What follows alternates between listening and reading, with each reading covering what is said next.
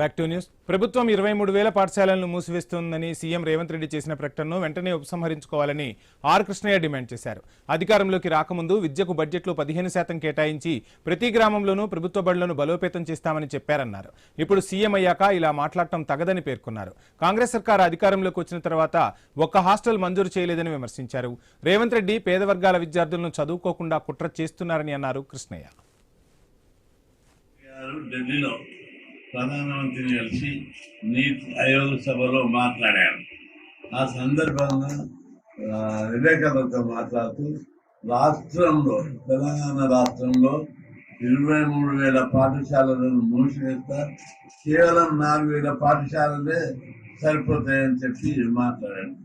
దీన్ని ఎవ్వరు కూడా పార్టీలు కానీ నాయకులు కానీ లీడర్లు కానీ ఎవరు ఏ నిజంగా ఆయన నోటితోటి అన్నాడా, ఏ పద్ధతిలో అన్నాడు, ఎందుకు అన్నాడు, ఏ సందర్భంగా అన్నాడు, ఇది ఎవరు కూడా ఏ నాయకుడు ఏ మనిషి కూడా ఇట్లా సందర్భం లేకుండా అనాలోచితంగా 23,000 పాఠశాల రద్దు చేయడం అంటే మజాక.